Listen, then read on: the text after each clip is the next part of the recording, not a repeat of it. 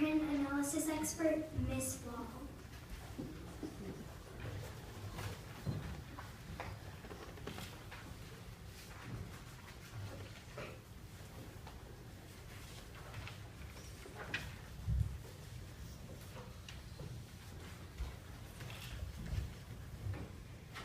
Did you conduct a test on the lip print found on the note? Yes, and I determined that the lip print was that of Katrina Van Tassel.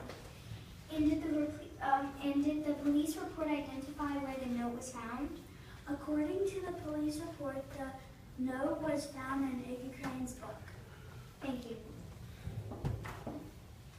Cross-examination.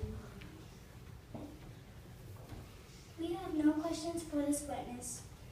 Thank you, ma'am. You can step down. Defense, you may call your next witness. The defense calls Dr. Daigle, a leading psychologist in the field of criminal behavior.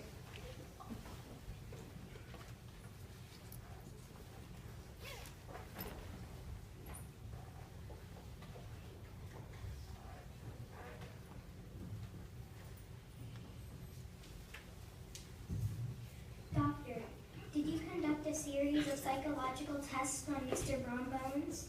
Yes, I was asked to conduct these tests to determine if Mr. Bones' personality showed any tendencies toward criminal behavior.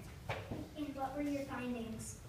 Mr. Bones exhibited a very playful personality, which showed a young man entering young adulthood, but he didn't want to grow up and be responsible.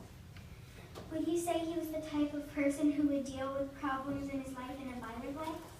He spoke of pranks and practical jokes that he liked to play on people, and many of his choices for this behavior were juvenile and very immature.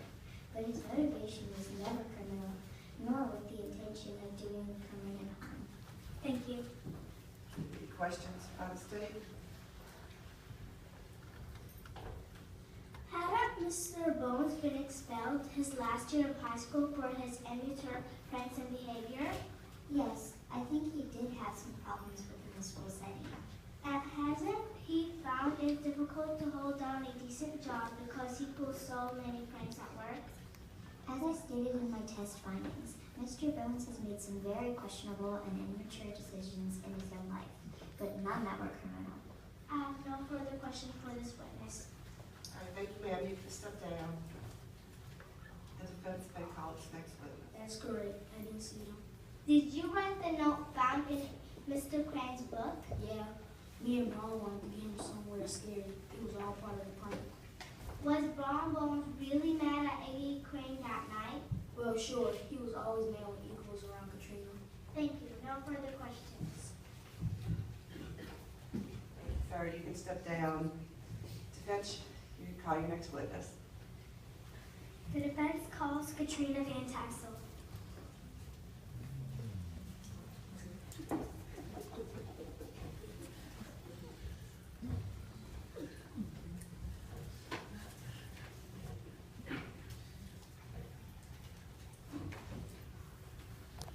Katrina, were you aware that both Brombones and Iggy Crane had crushes on you? Yes, I knew they both liked me. And do you believe that Brombones would hurt Iggy Crane? No, Brom didn't want to hurt Iggy. What did Mr. Bones want to do to Mr. Crane? Brom just likes to play pranks. He wanted to scare Iggy so he would give up visiting. Thank you. No further questions. State cross-examination.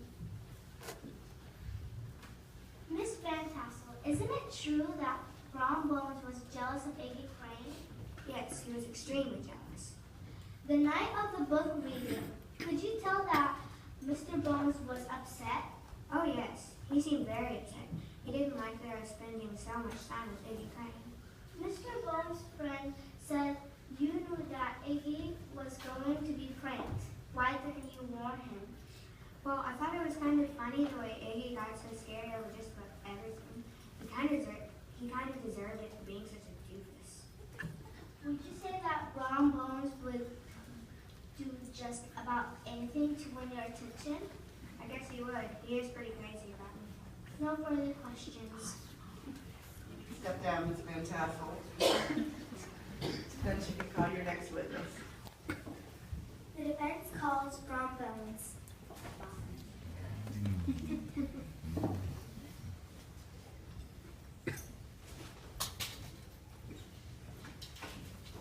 Did you intentionally harm Iggy Crane?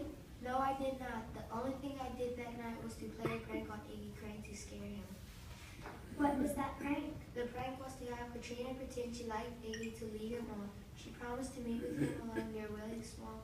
My friend wrote the note changing the meeting place to Sleepy Hollow Silverton by talking Katrina into not going to meet him. Thank you. No further questions. Cross-examination? What is so scary about that? We all knew how scared Iggy was of just about everything. If he was left alone in the dark after hearing ghosts, he would wet his pants at the sound of a rabbit in the bushes. So you tricked Mr. Crane into the cemetery? Already said we faked the note to get Iggy in a scary place for the prank.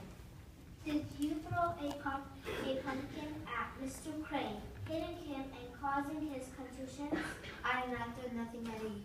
Maybe it was the headless horseman who did that. The Headless Horseman? What is that?